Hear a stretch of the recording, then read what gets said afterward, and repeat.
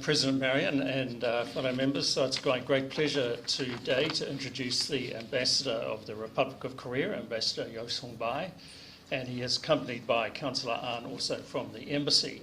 The Ambassador is a Korea Foreign Service officer. He joined the Foreign Ministry in 1990, which I regard as extremely recent, and he has been since then posted in the United States, Senegal, China, not the same time as me, Norway, and also was the head of the Republic of Korea Provincial Reconstruction Team in Afghanistan.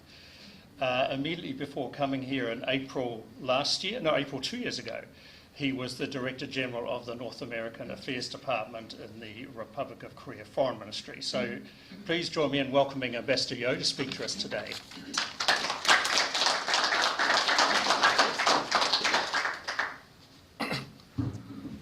Kia ora, everybody. Good afternoon, and thank John for introducing me. Particularly is quite the positive highlight of the career in the foreign ministry. Thank Marion and Wellington Rotary Club for giving me this opportunity to talk about Korea's views on the recent developments on and around the Korean Peninsula. Unfortunately, these days people are, seems to me, losing some faith in diplomatic engagement with North Korea, particularly after Hanoi summit, failed summit between President Trump and Chairman Kim of North Korea. To make things worse, early this May, North Korea launched a volley of the artilleries and short-range missiles. So the people are getting more worried about the prospect of negotiation with North Korea. Some people even started to ask, is North Korea going back to the past pattern, which is conducting a series of provocations such as ballistic missile launches and even nuclear tests? Quite tricky question, but my short answer is no. Because the Korean people cannot easily give up our ongoing effort for peace and denuclearization. This is quite rare opportunity we could grab through Winter Olympic in February 2018. So from now on, I will tell you why I think so. And my presentation is basically is divided into three parts. The first is how we Koreans see the North Korean issue. The second is about what our government has been doing so far. And third part, what we are doing now and tomorrow. So let's just start with the Korea's views on North Korea, the nuclear issue. This is my president. My president and also the Korean people, they think nuclear issue should be and could be resolved diplomatically and peacefully. This has been the top priority task, top priority security task to all South Korean presidents, because our capital Seoul is just 35 miles south of the military demarcation line with North Korea, which means if the North Korean leader push the button, nuclear-tipped missiles will land on downtown Seoul within minutes and kill the millions of innocent lives. So this is a terrible nightmare. Moreover, the Koreans experienced total destruction, total loss with the Korean War. So we had to start from the scratch, from the ashes of war. So we do not want, and we cannot lose everything again because of a war. That's why we are very serious about peaceful and diplomatic resolution of North Korean nuclear issue. Secondly, we think denuclearization of North Korea is very important, but not sufficient enough by itself to make a real peace on the Korean Peninsula. North Korean nuclear issue was brought to international attention when a French satellite, commercial satellite, spotted quite suspicious activities in Yongbyon, northwest of North Korea in 1989. And the so-called the first North Korea nuclear crisis broke out 4 years later in 1993 when the North publicly announced withdrawing from Non-Proliferation Treaty, NPT. Why these things happen around that time, I think it has something to do with the collapse of Eastern Communist bloc, which enabled South Korea to establish diplomatic relations with Russia in 1991 and China in 1992. As you know well, these two countries are North Korea's close allies and major sponsors. So the abandonment caused North Korea to go on nuclear track. And moreover, North Korea has been suffering trauma, some kind of a siege mentality. The North always accused the U.S. of its hostile policy. There is no basis of that accusation, but still, that is the status. So we think that without dissolving the remaining Cold War structure on the peninsula, it is very, very difficult to resolve North Korean nuclear issue. So we have to seek both denuclearization and establishment of permanent peace, which involve normalization of U.S.-North Korea ties. Thirdly, North Korean nuclear problem is an issue that goes beyond the Korean Peninsula, goes beyond North and South Korean relations. Yes, both Koreas are direct parties and major players, but the Korean Peninsula issue also has a geopolitical context, international implications, particularly relating to the United States and China. So this is a quite sad reality to Koreans that makes any solution more complicated and harder to achieve. But fortunately, many countries, almost all countries in the world, are opposing North Korea's missile and nuclear weapons program and supporting South Korea's efforts for peace and denuclearization. But the devil is always in the details. How can we rally this support in order to make all parties concerned to move in the right direction toward peace and denuclearization? This is a tricky task. So now let me introduce what my government has been doing for the couple of years. Since his inauguration 2 years ago, May in 2017, President Moon has been very consistent that North Korean nuclear issue should be and could be resolved through dialogue and negotiation. The 2018 Winter Olympic opened the floodgate. In this Olympic, North Korea sent their athletes. So during and after Pyeongchang Olympic, North and South Korea has had a series of contacts and exchanges, including 3 rounds of summit between President Moon and Chairman Kim. The first summit in Panmunjom was particularly impressive and meaningful because that is the first time North Korea's top leader put his foot on the South Korean soil since the Korean War. Since then, North-South relations has been thawed significantly.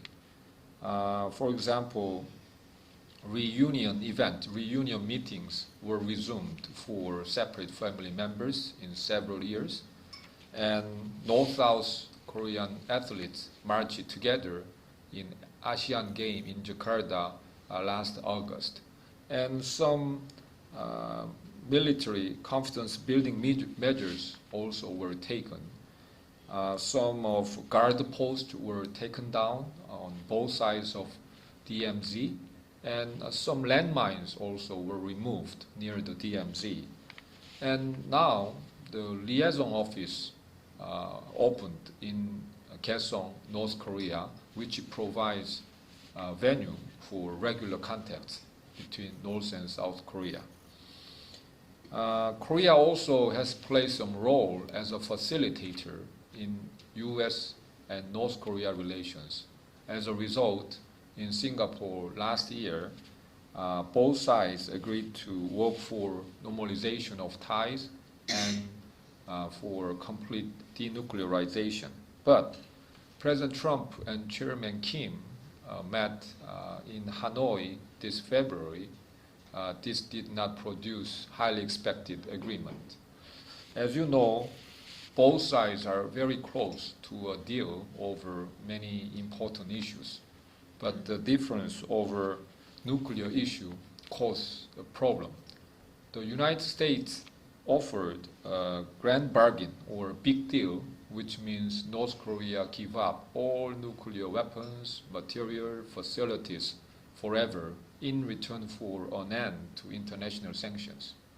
However, North Korea preferred a small deal, which is North Korea take measures to denuclearize material and facilities in Yongbyon, mainly in Yongbyon area, in exchange for the lifting of important parts of UN sanctions. This non-result is very disappointing particularly to us. I think it's a part of the reason is Chairman Kim may be too rosy about the prospect of another agreement with President Trump. I think he misunderstood the true intention of the American side.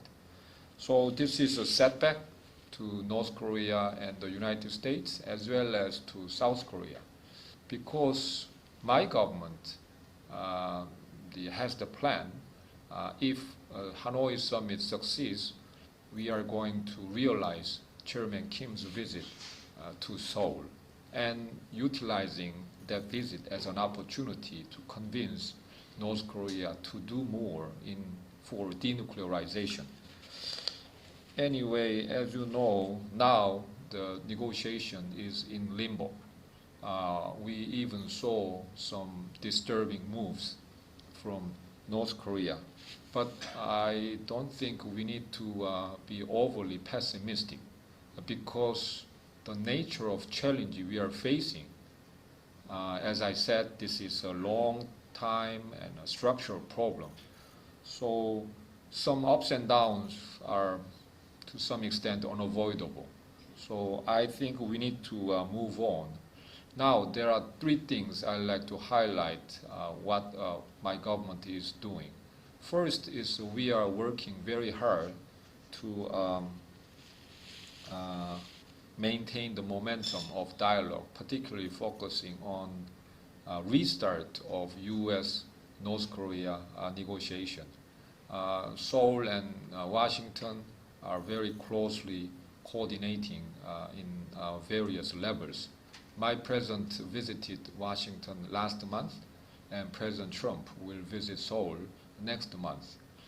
This will be an opportunity to regenerate the momentum of dialogue and devise a joint strategy.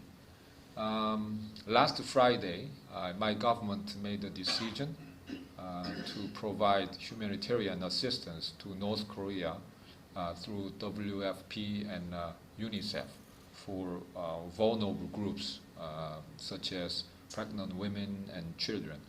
I think this move will help revive the momentum. Secondly, my government is maintaining the two-track approach, which means we are firmly committed to fully implementing the UN Security Council sanctions, and also keep actively engaging North Korea. North Korean leader, the young leader, Kim Jong-un, is well aware that North Korea cannot avoid escape from economic slump as long as international sanctions remain in place. The Hanoi summit showed well how much importance North Korea has been putting on lifting of international sanctions. So that is the reason I am doubtful for the prospect of North Korea's going back to the confrontation. Last but not least is international support is very, very important. It's a strong international support will help North Korea come to its sense, and also it will make it hard for some countries to break away from international sanctions regime. In this regard, we are very appreciate the strong and continued support of New Zealand, as well shown in Prime Minister Ardern's remarks when my president visited last December in Auckland. In this regard, I'd like to add one more point: is New Zealand is quite in special status in terms of the Foreign Minister Winston Peters is the only foreign minister in Western countries who made a visit to North Korea. And last August, Singapore hosted ARF, ASEAN Regional Forum. Then North Korean foreign minister participated and met a limited number of counterparts. Your foreign minister is the only Western foreign minister besides European representative. I'd like to conclude by saying Korea will continue our journey toward nuclear-free, peaceful, and ultimately reunified Korea.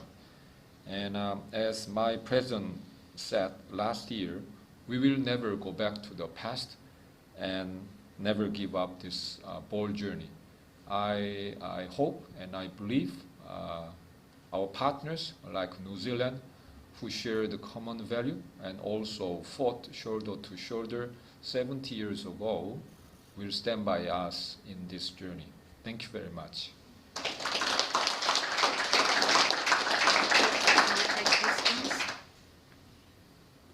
One question there, one from Peter, and then I think that might be Willem. Mark. Thank you for your remarks. It's very interesting. As someone from afar, we're quite curious about what the North Korean perspective is. Can you help us understand what their thinking is and what they're trying to gain from this long period of lack of engagement with the rest of the world? Okay.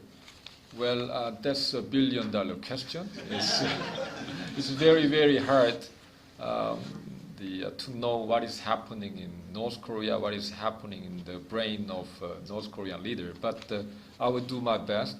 Well, what we have seen, North Korea, I think they are trying to attract attention from the international community. As I said early this month, they launched a volley of the artillery and also short-range missiles. But they are very careful not to cross the red line.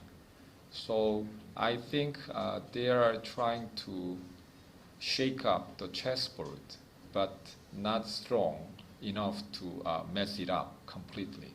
So basically, they want some talks, negotiation with the United States and South Korea and others, but they want to move the place to favorable in their interest. Ambassador, to what extent does the Soviet Union and China provide the technology for, well, Russia and China, thanks Charles, provide the technology for the rockets and the nuclear developments in North Korea? Again, it's, I am not an expert in that area, technical area, but the origin of nuclear science or nuclear development in North Korea has some help from Soviet Union. So they have some basic lab type. The program mainly came from Soviet Union. But as I said, the military level nuclear development, we understand, started late 1980s or early 1990s. So it's, that is a scientific part of the story.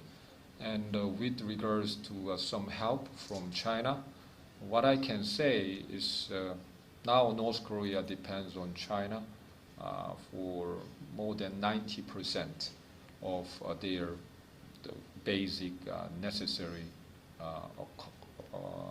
commodities like rice, food, and petroleum. But on missile and the nuclear part, I have nothing to share now with you. Thank you. John. Thank you.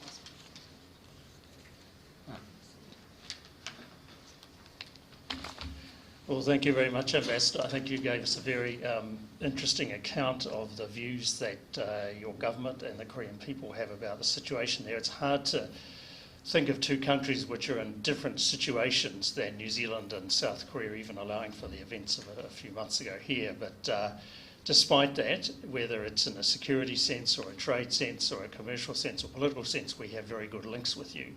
And the times I've visited Seoul, I've always been struck by the fact that here is a city which of all cities in the world could say we have to batten down and be, you know, sort of very closed, and yet it's vibrant and innovative and lively. And that's a huge credit to your government and to your people. So, President and fellows, please join me again in thanking Ambassador Yeo for speaking to us.